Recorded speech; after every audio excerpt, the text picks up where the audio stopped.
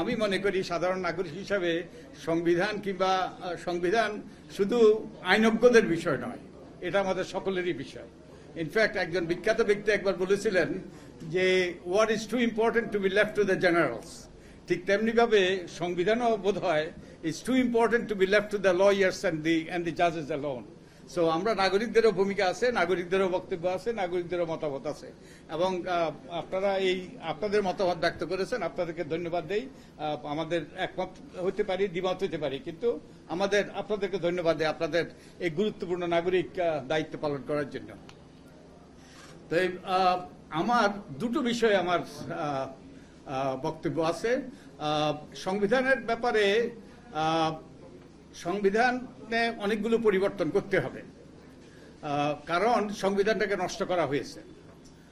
সংবিধানটাকে নষ্ট করা হয়েছে অনেকগুলো সংশোধনীর মাধ্যমে নষ্ট করা হয়েছে। সবচেয়ে বেশি নষ্ট করেছে বোধহয় পঞ্চদশ সংশোধনী। আপনারা জানেন যে পঞ্চদশ সংশোধনীর মাধ্যমে সংবিধানের 1/3কে পরিবর্তন করা হয়েছে, 1/3 বেশি, এবং এগুলোকে সেই 7 খর মাধ্যমে পরিবর্তনযোগ্য নয় এরকম করা হয়েছে। এবং একই সাথে তার মানে কি, তো এর মাধ্যমে এগুলোকে বেসিক স্ট্রাকচার, যে মৌলিক কাঠামোর মর্যাদা দেওয়া হয়েছে, এবং মৌলিক কাঠামো পরিবর্তন করার কারো অধিকার নাই আমাদের সেই কনস্টিটিউয়েন্ট অ্যাসেম্বলি ছাড়া। তো এটা সম্পূর্ণ অসাংবিধানিক, এবং একই সাথে ওই এক সংসদ আরেক সংসদের হাত পা বেঁধে দেওয়া কোনোভাবেই গ্রহণযোগ্য নয়। তো এই সংবিধানটাকে নষ্ট করেছে। আরো অনেকগুলো অসঙ্গতি আছে যেগুলো পরিবর্তন করা দরকার, এবং এই সকল পরিবর্তনের সাথে নির্বাচন আমাদের গণতান্ত্রিক ব্যবস্থাকে কার্যকর করার গুরুত্বপূর্ণ যোগসূত্র রয়েছে। তাই এইসব ক্ষেত্রে পরিবর্তন করা দরকার। এবং পঞ্চদশ সংশোধনী সম্পর্কে, তত্ত্বাবধায়ক সরকার বাতিল সম্পর্কে আমি একটা ধৃষ্টতা প্রদর্শন করেছি। ওই যে আইনজ্ঞ না হওয়া সত্ত্বেও আমি এবার একটা বই লিখেছি, আপনারা বোধহয় কেউ দেখেছেন, এবং আমাদের শ্রদ্ধেয় বিচারপতি আব্দুল মতিন উনি এটার ভূমিকা লিখেছেন। উনি মনে করেছেন যে আমি খুব একটা ভালো কাজ করেছি, ওনার মতে গুরুত্বপূর্ণ কাজ করেছি।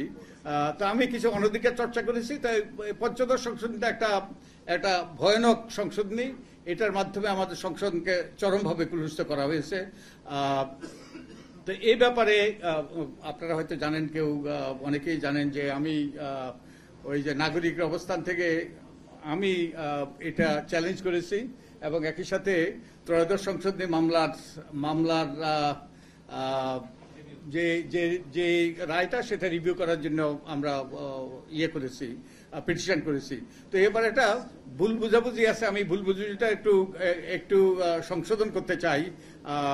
যে অনেকের ধারণা যদি পঞ্চদশ সংশোধনী বাতিল হয়, তাহলে মনে হয় যেন তাদের ধারণা যে তত্ত্বাবধায়ক সরকার ব্যবস্থা ফিরে আসবে।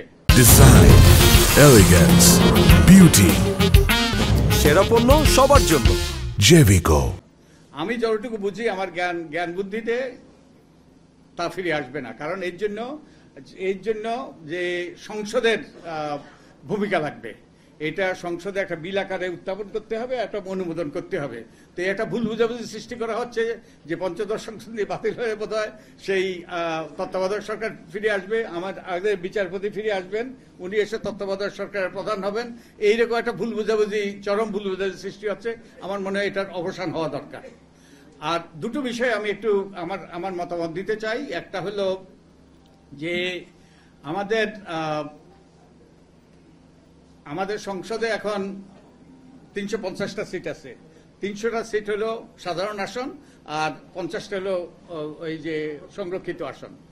আমার মনে হয় এই সংরক্ষিত আসনের যে বিধানটা, এটা একটা জোক, এবং এটা নারীর ক্ষমতায়ন তো দূর কথা, নারীকে একটা প্রতীকী অবস্থানে নিয়ে যায়। ওই যে আমাদের একজন বিখ্যাত সাংবাদিক একবার লিখেছিলেন যে কি 30 সেট গয়না এখন 50 সেট গয়নার পর্যায়ে নিয়ে গিয়েছে। এটা নারীর ক্ষমতায়ন তো করেই না, বরং নারীকে অনেক ক্ষেত্রে অবমাননা করে, অবমূল্যায়ন করে।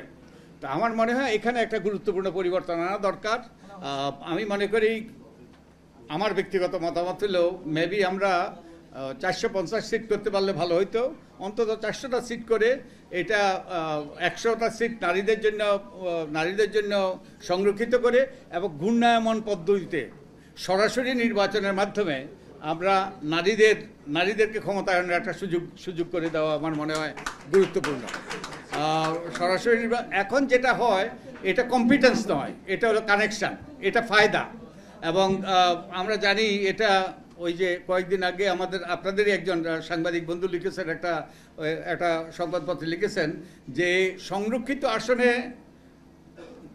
যে ওই মনোনয়ন পাওয়ার জন্য 25 কোটি টাকা দাবি করা হয়েছে, তিনি 8 কোটি টাকা দিতে রাজি।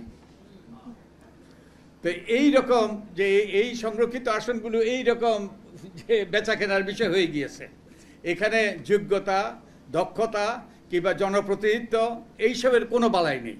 তো এটা পরিবর্তন হওয়া দরকার। আমি মনে করি আমরা চিন্তা করা দরকার গভীরভাবে যে এটাকে একটা ঘূর্ণায়মান পদ্ধতিতে, যে ঘূর্ণায়মান পদ্ধতিটা কীভাবে হতে পারে, যে 400 আসন যদি হয় 100 আসন হবে নারীদের জন্য, আমরা টলারেন্স দিয়ে ঠিক করতে পারি, এবং এই 100 আসনে সরাসরিভাবে নারীরা শুধু প্রতিদ্বন্দ্বিতা করবে, সব দলের প্রতিদ্বন্দ্বিতা করবে, তাই যোগ্যতা এখানে গুরুত্বপূর্ণ হবে। এবং অন্য 300টা আসন হবে যে নারী পুরুষ উভয়ই সাধারণ আসন, উভয় প্রতিদ্বন্দ্বিতা করবে। পরের 100, পরের 100, চতুর্থবার সেই শেষ 100তে নারীরা প্রতিদ্বন্দ্বিতা করবে। তো এর মাধ্যমে যেটা হবে 4 মেয়াদে প্রত্যেকটা আসনে একজন করে নারী সরাসরি আসনে প্রতিদ্বন্দ্বিতা করে জিতে আসতে পারবে। তার কনস্টিটিউয়েন্সি থাকবে, তার একই দায়িত্ব থাকবে, তিনি সিম্বলিক হবেন না। তো তারা যোগ্য নারী। এরপরে যখন ওই যে তার আসনটা যখন ওই যে আর সংরক্ষিত থাকবে না, তখন তিনি পুরুষের সাথে প্রতিদ্বন্দ্বিতা করে যোগ্য যারা 5 বছর যদি তার সুযোগ হয় যে কনস্টিটিউশন ডেভেলপ করার, তাহলে পুরুষের সাথে প্রতিদ্বন্দ্বিতা করে তিনি জিতে আসার সম্ভাবনা সৃষ্টি হবে। এবং এটা আমরা দেখেছি ভারতের কিন্তু স্থানীয় পর্যায়ে এরকম ঘূর্ণায়মান পদ্ধতি বিরাজমান, এবং সেখানে দেখেছি আগে তাদের 1/3 নারীর সংরক্ষিত আসন ছিল, সেখানে এখনও তো অনেক রাজ্যেই 50% হয়েছে, সেখানে 1/3 হওয়া সত্ত্বেও যে 40%, 45% ছিল নারীর প্রতিনিধিত্ব। কারণ সেখানে ওই নারীরা পুরুষের সাথে একবার কনস্টিটিউয়েন্সি সরাসরি নির্বাচিত হলে পুরুষের সাথে প্রতিদ্বন্দ্বিতা করে তারা সংসদে আসতে পেরেছে। তো আমার মনে হয় আমাদের নারী প্রতিনিধিত্বের ব্যাপারে গুরুত্বপূর্ণ পরিবর্তন আনা দরকার। আর আরেকটা বিষয়ে আমাদের 72-এর সংবিধানের একটা, আমি মনে করি একটা গুরুত্বপূর্ণ অংশ ছিল, একটা বলিষ্ঠ বিষয় ছিল, সেটা হলো অনুচ্ছেদ 59, যে স্থানীয় শাসন না তো স্থানীয় সরকার মূলত। তা আমার মনে হয় আমাদের যারা সংবিধান সংশোধন করবে, এটা আমাদের সংবিধানে আছে, কিন্তু ওই যে কাগজে আছে, গোয়ালে আছে, কি বলে না, হ্যাঁ, গোয়ালে নাই। ওকে, তো এটা আমাদের বইতে আছে, কিন্তু এটা বাস্তবে নাই। যে স্থানীয় সরকারের গুরুত্ব হলো কি, যে আমরা যদি গণতন্ত্র প্রতিষ্ঠা করতে হয়, গণতন্ত্র মানে হলো জনগণের প্রতিনিধিদের শাসন, আমলাদের শাসন নয়, অন্য কারোর শাসন নয়, জনগণের প্রতিনিধি। তো এই আমাদের কেন্দ্রীয় পর্যায়ে যেমন জনগণের প্রতিনিধিরা শাসন করার কথা, ঠিক তেমনিভাবে স্থানীয় পর্যায়েও প্রত্যেকটা স্তরে, ইউনিয়ন পরিষদে, উপজেলায়, জেলা পরিষদে, সব জায়গায় নির্বাচিত প্রতিনিধিদের শাসন হবে। কিন্তু এখন হয়ে গিয়েছে উল্টো। যদিও আমাদের সাংবিধানিক আকাঙ্ক্ষা ছিল যে জনগণের প্রতিনিধিদের শাসন করবে, তা এখন আমলাদের শাসন প্রতিষ্ঠিত হয়ে গিয়েছে। তাই আমাদের এখানে এটা প্রয়োগ করা দরকার। আর আমাদের 11 অনুচ্ছেদে যেটা বলা আছে, এই যে জনগণের কার্যকর অংশগ্রহণ নিশ্চিত হতে পারে এই জনগণের শাসন প্রতিষ্ঠার মাধ্যমে। এবং আমাদের সংবিধানের যে 59 অনুচ্ছেদে অনেকগুলো গুরুত্বপূর্ণ বিধান আছে। একটা হলো যে জনগণের প্রতিনিধিদের শাসন, শুধু তাই নয়, যদিও ভাষাটা অস্পষ্ট, ভাষাটা আরও পরিষ্কার করা দরকার। আর একই সাথে যে আইন শৃঙ্খলা রক্ষার দায়িত্ব কিন্তু স্থানীয় সরকারের উপর দেওয়া আছে। শুধু তাই নয়, যে অল পাবলিক সার্ভিস, যদিও এটা জনগণের কার্য, এটা এই যে এটা ট্রান্সলেশনটা সম্পূর্ণ গ্রহণযোগ্য, পাবলিক সার্ভিস এবং ইকোনমিক ডেভেলপমেন্ট, এগুলোর পরিকল্পনা প্রণয়ন এবং বাস্তবায়ন স্থানীয় সরকারের মাধ্যমে হওয়ার কথা। তার মানে সকল অর্থনৈতিক কর্মকাণ্ডের পরিকল্পনা প্রণয়ন এবং বাস্তবায়ন, একই সাথে জনশৃঙ্খলা রক্ষা এবং পাবলিক সার্ভিস, যতগুলো জনকল্যাণমূলক সেবা আছে এগুলোর পরিকল্পনা প্রণয়ন এবং বাস্তবায়নের দায়িত্ব থাকার কথা স্থানীয় সরকারের উপর, কিন্তু বাস্তবে তার কোনো প্রতিফলন নেই। আমরা সংবিধানকে প্রতি পদে পদে লঙ্ঘন করছি। তো আমার মনে হয় এই বিষয়টার ব্যাপারে, এবং এই যে স্থানীয় সরকারের যে যে ইয়েটা কি বলে, স্থানীয় সরকার পেছনে যেই চিন্তাটা, সেটা হলো সাবসিডিয়ারিটি প্রিন্সিপাল। কি প্রিন্সিপাল? স্থানীয় সরকার প্রিন্সিপালটা হলো সাবসিডিয়ারিটি প্রিন্সিপাল। সাবসিডিয়ারিটি প্রিন্সিপালের মূল কথা হলো সমস্যা যেখানে, সমাধান সেখানে। আমরা যদি তাকাই, আমাদের চারদিকে তাকাই, তাহলে দেখব প্রায় সবগুলো সমস্যাই কিন্তু স্থানীয়, যেখানে মানুষ বসবাস করে। তাই সাবসিডিয়ারিটি প্রিন্সিপালের লক্ষ্য হলো যেখানে স্থানীয়, যেখানে সমস্যা সেখানে সমাধান। তার মানে তৃণমূল পর্যায়ে যে ইউনিয়ন পরিষদ, পৌরসভা, যেখানে জনগণ বসবাস করে, সেখানকার স্থানীয় সরকার প্রতিষ্ঠানগুলো হওয়া উচিত সবচেয়ে শক্তিশালী।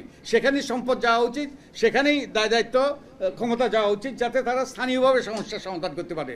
যেখানে নিম্ন পর্যায়ে সমাধান করা না যায়, তারপরের পর্যায়ে, যেখানে ওই পর্যায়েও সমাধান করা যায় না, তারপরের পর্যায়ে। এই প্রিন্সিপাল যদি আমরা ব্যবহার করি, তাহলে দেখব যে কেন্দ্রীয় সরকারের ভূমিকা কিন্তু অত্যন্ত সীমিত হয়ে যায়। এবং এটার আকর্ষণ অনেকগুলো, যে এখানে যারা ওই সমস্যাগুলো সমাধান করে তারা সেখানে বসবাস করে এবং তারা সমস্যার সাথে পরিচিত, সমস্যার সম্মুখীন হয় প্রতিদিন, তাদের পক্ষে এই সমস্যা কার্যকরভাবে সমাধান করা যায়। আর সবচেয়ে বড় কথা, আমাদের যেটা সমস্যা সেটা হলো স্বচ্ছতা, জবাবদিহিতার সমস্যা। এই যে দুর্নীতি, এটার মূল কারণ হলো জবাবদিহিতা। এবং জবাবদিহিতা আপনারা তৃণমূল পর্যায়ে কিন্তু নির্বাচিত প্রতিনিধিদের জবাবদিহিতা নিশ্চিত করা সম্ভব আমাদের পক্ষে। আপনি প্রধানমন্ত্রীকে জিজ্ঞেস করতে পারবেন আপনি এই কাজটা কেন করেছেন, কিন্তু আপনি একজন ইউনিয়ন পরিষদ চেয়ারম্যানকে, আপনি একজন মেম্বারকে আপনি প্রশ্ন করতে পারবেন এবং সরাসরি তাদের জবাবদিহিতা নিশ্চিত করা যায়। তো আমি আশা করব যে যারা এখানে বোধহয় সংবিধান সংশোধন করার সেই কমিশনের কেউ নেই, আমি আশা করি বিকেন্দ্রীভূত শাসন ব্যবস্থা যাতে প্রতিষ্ঠিত হয় এটা তারা নিশ্চিত করবেন। তো আমি আর কথা বাড়াবো না, আমাকে আমন্ত্রণ জানার জন্য ধন্যবাদ। আমি এখানে আপনাদের কথা শুনতে এসেছি, কিছু কিছু কথা শুনেছি, আমাকে আরেক জায়গায় কথা শুনতে যেতে হবে। আজকে আমরা সাংবাদিকদের সাথে বসবো, তো আমাকে চলে যেতে হবে, আমি ক্ষমা চাচ্ছি। তো আপনাদের এই উদ্যোগের জন্য আমি আবারও প্রশংসা করি, আপনাদেরকে ধন্যবাদ জানাই। তো আমি আমাদের আইনজ্ঞদের, আমাদের বিচারকদের কথা শোনার আমার সুযোগ হবে না। অবশ্য বিচারপতি মতিনের ওনার কথাবার্তা, ওনার চিন্তাধারার সাথে আমি পরিচিত, কারণ তিনি সুজনের সহসভাপতি, আপনারা হয়তো অনেকে জানেন। তো আপনাদের সকলকে আন্তরিক ধন্যবাদ দিয়ে আমার কথা শেষ করছি। আসসালামু আলাইকুম।